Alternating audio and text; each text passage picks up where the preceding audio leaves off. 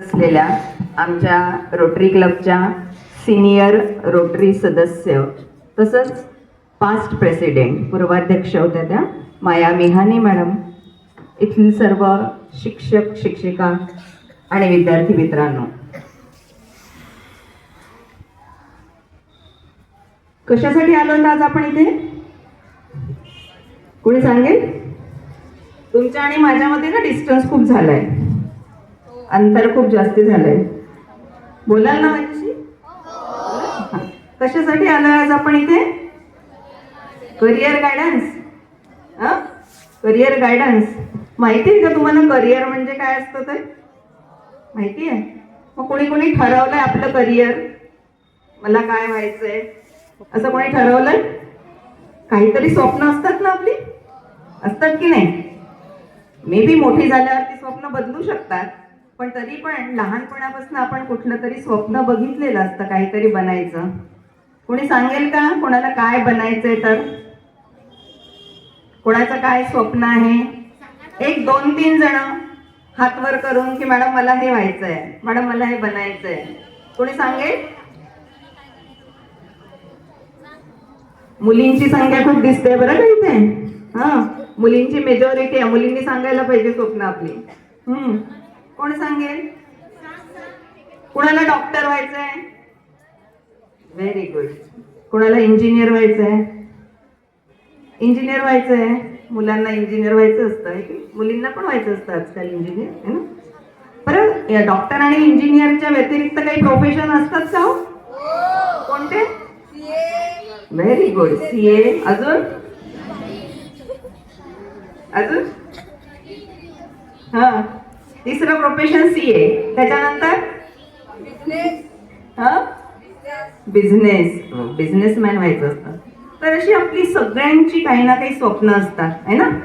तर ही स्वप्न पूर्ण करणे किंवा त्याच्यामध्ये आपण आपलं स्किल डेव्हलप करणे, यालाच तर आपण करिअर म्हणतो, बरोबर आहे ना?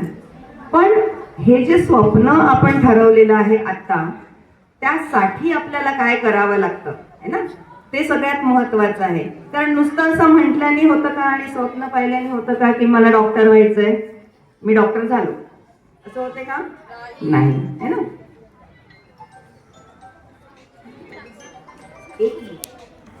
तर ही स्वप्न पूर्ण करण्यासाठी आपल्याला त्या स्वप्नांसाठी, स्वप्नाच्या पूर्तीसाठी प्रयत्न करावे लागतील ना, बरोबर आहे? आणि ते प्रयत्न आपण आतापासून केले पाहिजे, करायला पाहिजे की नाही? हो.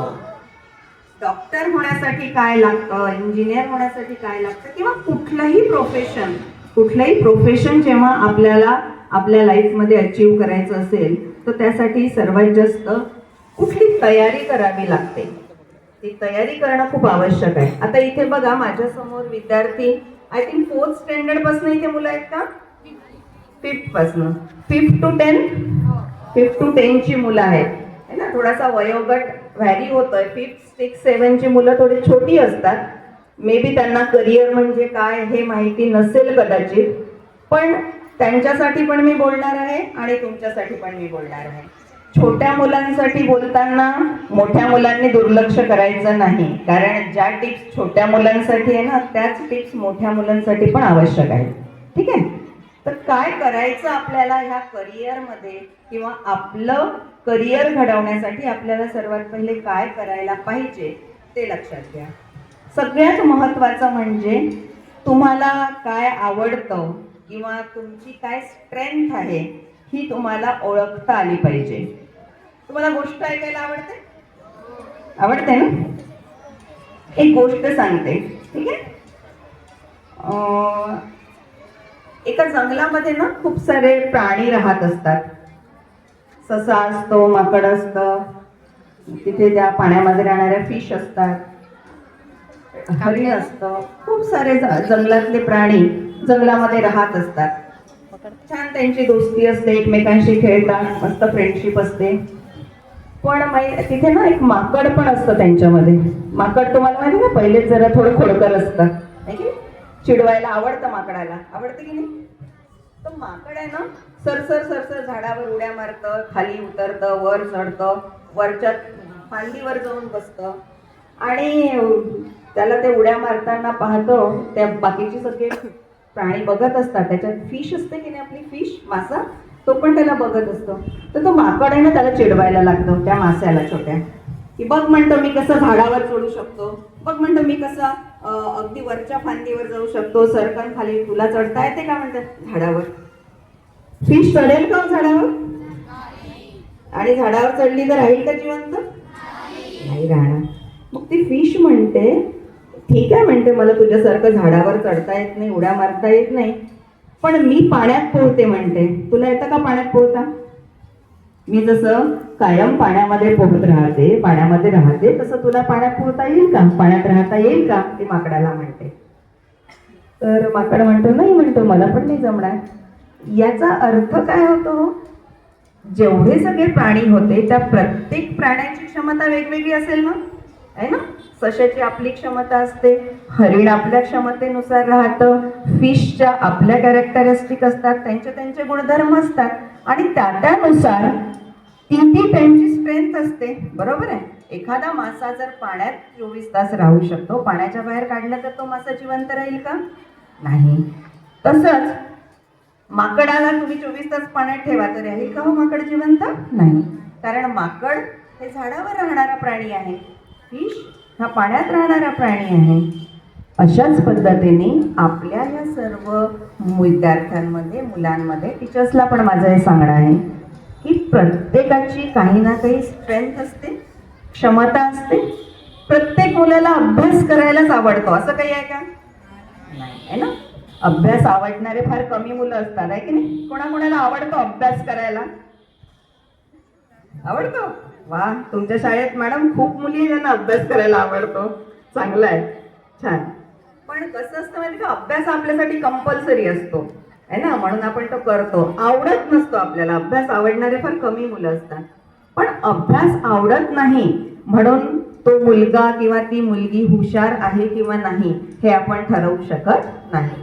प्रत्येक मुलामध्ये, प्रत्येक मुलीमध्ये काही ना काही त्याची स्वतःची स्ट्रेंथ असते, क्षमता असते, आणि ती क्षमता आपण आपली स्वतःची या वयामध्ये ओळखायला पाहिजे, त्याच्यावर थोडासा विचार करायला पाहिजे. असे असतील ना तुमच्यामध्ये मुलं की ज्यांना स्पोर्ट्स खूप आवडतात, खेळायला खूप आवडतं. कोणाला आवडतं खेळायला? तसं तर सगळ्यांनाच आवडतं, पण तरी एखाद्याचं पॅशन असते की नाही मला फक्त खेळायचंच आहे, खेळायचंच आहे, सचिन तेंडुलकर सारखं व्हायचंच आहे ना, असं एक पॅशन असते. कोणाकोणाला ड्रॉइंग काढायला आवडतं. कोणाला आवडतं ड्रॉइंग काढायला? खूप आवडतं, है ना. ड्रॉइंग काढायला आवडतं. कोणाकोणाला भाषण देता येतं छान, कोणाकोणाला छान लिहिता येतं, कोणाचं हँडरायटिंग खूप सुंदर असतं की. तर ज्याच्यामध्ये जी स्किल आहे ना, ती स्ट्रेंथ आपण आपली ओळखली पाहिजे की नाही, मला ही गोष्ट छान जमते, मला ही गोष्ट आवडते, आणि त्या आवडणाऱ्या गोष्टीमध्ये आपण आपल्या स्वतःला हळूहळू डेव्हलप केलं पाहिजे, स्वतःची क्षमता हळूहळू वाढवली पाहिजे. प्रत्येक व्यक्ती ही वेगळी असते, प्रत्येकाची क्षमता ही वेगळी असते.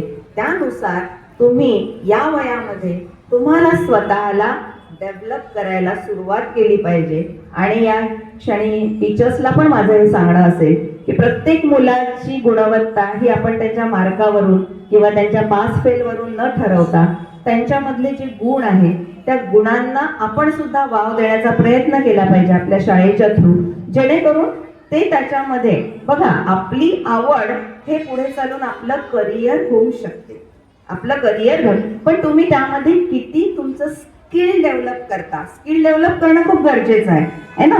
फक्त 2-4 ड्रॉइंग काढल्याने एखादा चित्रकार होईल का हो? नाही होणार, नाही होणार, है ना. अशी तुमच्यासारखी 3 मुलांची गोष्ट सांगते. एक असतं राजू, एक असतो सोनू, एक असतं मीना. 3 मुलं असतात शाळेमधले, बेस्ट फ्रेंड असतात. पण ना तिघांच्या पण आवडीनिवडी वेगळ्या असतात, बेस्ट फ्रेंड असून सुद्धा. राजूला चित्र काढायला खूप आवडतं, सतत चित्र काढत असतो, अभ्यास वगैरे राहतो बाजूला, चित्र काढायला, चित्राचा ड्रॉइंगचा पिरियड म्हटलं की राजू खुश, एकदम सुंदर चित्र काढत असतो, त्याला खूप आवडतं.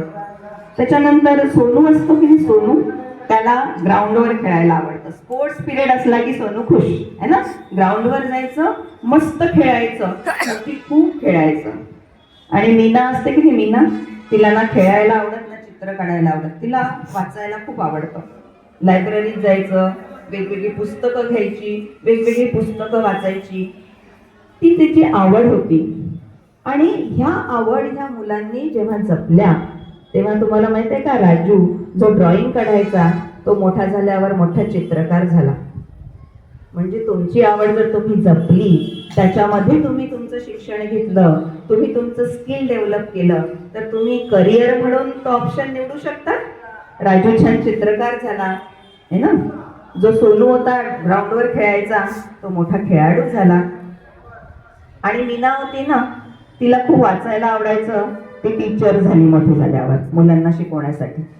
तर प्रत्येकाने काय केलं, आपली स्ट्रेंथ ओळखली, आपली आवड जपली आणि त्या आवडीचं आपल्या करिअरमध्ये रूपांतर केलं. तुम्ही करू शकाल असं? करण्याचा प्रयत्न कराल आजपासून आहे ना. मे बी 4थ्या-5व्या वर्गातली मुलं खूप छोटी आहेत, पण इथे 8वी 9वी 10वीची मुलं पण आहेत. त्यांना थोडंफार तरी आपल्यामधली काय स्ट्रेंथ आहे, काय विकनेसेस आहेत हे आपल्याला कळतं. आणि त्यानुसार तुम्ही स्वतःला डेव्हलप करण्याचा प्रयत्न करा. कृपया तुमचं करिअर तुमच्या मित्रांनी केलेल्या करिअरशी त्याची कंपॅरिझन किंवा तुलना करू नका. तुम्ही आणि तुमचा मित्र, त्यांच्या स्ट्रेंथ, त्यांच्या क्षमता या नेहमी वेगळ्या असतात. माझा मित्र इंजिनिअरिंगला गेला म्हणून मी पण इंजिनिअरच झालो पाहिजे, किंवा माझी मैत्रीण नागपूरला मोठ्या क्लासमध्ये शिकायला गेली म्हणून मी पण तिथेच ऍडमिशन घेतली पाहिजे, असं कृपया करू नका. तुमची स्वतःची स्ट्रेंथ ओळखा, क्षमता ओळखा, म्हणजे तुम्ही तुमच्या आवडत्या क्षेत्रात तुमचं करिअर सुद्धा करू शकता. तुमची आवड पण कळलं नक्की तर स्वतःला ओळखायला शिका. हे सगळ्यात महत्वाचं आहे बरं का करिअर करण्यासाठी. त्यानंतर आता तुम्ही क्षमता ओळखली, करिअर कशामध्ये करायचं, ती आवड तुम्ही जोपासता आहे हळूहळू. पण ह्यासाठी माहिती आहे का, तुम्हाला 5th 6th 7च्या मुलांना थोडंसं सांगते. काही मुलं छोटे असतील किंवा हे सगळ्यांसाठीच लागू पडतं. सगळ्यात महत्वाचं असतं डिसिप्लिन. तुमच्या आयुष्यामध्ये डिसिप्लिन, शिस्त खूप महत्वाची असते जर तुम्हाला तुमचं करिअर अचीव करायचं असेल तर. आता डिसिप्लिन म्हणजे काय, की शाळेत मी मॅडम रेग्युलर येते, मॅडमनी सांगितलं हाताची घडी घाला, तोंडावर बोट ठेवा, आम्ही करतो, म्हणजे आम्ही डिसिप्लिन आहोत का? हो नाही, आम्ही डिसिप्लिन नाही. डिसिप्लिन इन द सेन्स आपली जी जगण्याची लाईफस्टाईल आहे त्याला एक डिसिप्लिन असावी. मग ती कशी, तर सकाळी लवकर उठणे, बरोबर आहे, सकाळी लवकर उठणे, संध्याकाळी किंवा रात्री लवकर झोपणे, ही सगळ्यात महत्वाची टीप. आणि त्यानंतर दिवसभर आपण कारण काम करत असतो, शाळा करतो, शाळा झाल्यावर आपले क्लासेस असतात, त्यामुळे दिवसभर आपल्याला रेस्ट करायला वेळ मिळत नाही. म्हणून रात्रीची झोप जी 7 ते 8 तासाची असते ती आपल्याला हेल्दी ठेवण्यासाठी खूप आवश्यक असते. तर सगळ्यात महत्वाचं म्हणजे तुम्ही प्रॉपर रेस्ट घेतली पाहिजे. त्यानंतर त्याच्यासाठी सकाळी लवकर उठणे आणि संध्याकाळी लवकर झोपणे हा एक नियम स्वतःला घालून दिला पाहिजे, याला डिसिप्लिन म्हणतात. त्यानंतर वेळेवर जेवणे, आणि जेवण सुद्धा काय, आपल्या आईने घरी बनवलेलं न्यूट्रिशियस वरण भात भाजी पोळीचं जेवण हे आपल्यासाठी खरंच हेल्दी जेवण असतं. कारण आई खूप प्रेमाने बनवत असते. एक तर टिफिन देते ना तुम्हाला आई रोज, देते, खाता तुम्ही रोज की डब्यातलं घरी घेऊन जाता? कारण आज काय भाजी आवडली नाही, आज काय आईने डब्यात हीच भाजी दिली जी मला आवडत नव्हती, मग डबा तसाच घरी घेऊन जायचा. असं कोण करतं? किंवा आपल्या मित्राला डबा देऊन द्यायचा आणि आपण चिप्स कुरकुरे पॅकेट्स विकत घ्यायचे आणि ते खायचे, बिस्किट्स खायचे. असं कोणी करतं? व्हेरी गुड, खूप चांगली मुलं मॅडम, खूपच डिसिप्लिन मुलं आहेत है ना. त्यामुळे स्वतःसाठी एकदा टाळ्या वाजवा जोरदार. आईने दिलेलं म्हणजेच काय की न्यूट्रिशियस सकस आहार आपण घेतला पाहिजे. कारण आहार चांगला घेतला की कुठले डिसीजेस होणार नाही. आणि तुम्हाला माहिती आहे हेल्थ इज वेल्थ असं म्हणतो आपण, जान है तो जहान है असं म्हणतो. कारण आपली हेल्थ चांगली असेल, आपण सुदृढ असू तरच आपण चांगला अभ्यास करू शकतो. है ना. आणि खाण्यापिण्याची सुद्धा डिसिप्लिन, वेळेवर खाणे, न्यूट्रिशियस खाणे, हा सुद्धा डिसिप्लिनचा एक भाग आहे. आता मी तुम्हाला असं नाही म्हणणार की तुम्ही कुरकुरे चिप्स कधीच खाऊ नका, किंवा तुम्हाला आवडतं म्हणून कचोरी पिझ्झा बर्गर कधीच खाऊ नका. खा, नक्की खा. हे पण खाणंच आहे जे तुम्हाला आवडत असतं, है ना. कधी आपण बाहेर जातो, ट्रिपला जातो, फिरायला जातो, तेव्हा नक्की हॉटेलमध्ये जेवायला जातो, तेव्हा तुमच्या आवडीचं नक्की खा. पण हे खाणं रोज रोज चांगलं आहे का? नाही, है ना. तर ही डिसिप्लिन स्वतःसाठी, कारण जर तुम्ही हेल्दी असाल तर तुम्ही तुमच्या अभ्यासावर फोकस करू शकाल. जे तुम्हाला बनायचं आहे त्यासाठी तुम्ही खूप चांगल्या पद्धतीने त्याच्यावर काम करू शकाल. जर आपण आजारी पडलो, सतत आजारी पडलो, सतत आपल्याला काही ना काही हेल्थचे प्रॉब्लेम झाले, तर आपण आपल्या स्ट्रेंथवर, आपण आपल्या अभ्यासावर, आपण तुमचे आई बाबा, तुमचे टीचर सांगत असतात, है ना. पण आपण ऐकतो का त्यांचं? ऐकतो. वा, व्हेरी गुड. सगळे मुलं ऐकतात आई बाबांचं, है ना. आई बाबांनी म्हटलं आज मोबाईल तो त्याचा ब्रेन म्हणते, अरे बाळा, म्हणते तू इतका मोबाईल बघतो, मला कंटाळा आला तर मोबाईल बघायचा. हे ब्रेन म्हणते आपलं. त्याला म्हणतं की मला मोबाईल बघायचा कंटाळा आला, मला आहे ना पुस्तक वाचायला आवडेल रे, पुस्तक वाच ना थोडंसं. मला ना बाहेर खेळायला आवडेल, स्पोर्ट्स म्हणजे मैदानावर जाऊन खेळायला आवडेल, प्लीज थोडंसं खेळायला जा ना बाहेर. त्या मुलाला एकदम रिअलाइज होतं, हो यार, मी तर खेळत नाही, मी पुस्तक वाचत नाही, मी येऊन जाऊन नुसतं मोबाईल बघतो. मुलगा शहाणा होता तुमच्यासारखा. हा, त्याने ऐकलं त्याच्या मेंदूचं, ब्रेनचं. थोडासा मोबाईल बाजूला ठेवला त्यांनी आणि त्यांनी पुस्तक वाचायला सुरुवात केली. रोज थोडा वेळ, 1 तास 1.5 तास त्याच्या आवडीचं पुस्तक तो वाचायला लागला. आणि त्याच्यानंतर थोडा वेळ जाऊन बाहेर खेळायला सुद्धा लागला. तर बघा, त्या मुलाची शारीरिक वाढ चांगली झाली, बुद्धी तल्लख झाली पुस्तक वाचायला लागला म्हणून. आणि तो मेंदू जो आहे ना, त्याचा तो मेंदू पण त्याच्या कुवतीप्रमाणे, क्षमतेप्रमाणे चांगलं काम करायला लागला. आणि तो वर्गामध्ये एक चांगला मुलगा, अभ्यासात छान, खेळामध्ये छान, ऑलराऊंडर मुलगा झाला. पण तो केव्हा झाला माहिती आहे? जेव्हा त्यांनी स्वतःच्या मेंदूचं ऐकलं की नुसतंच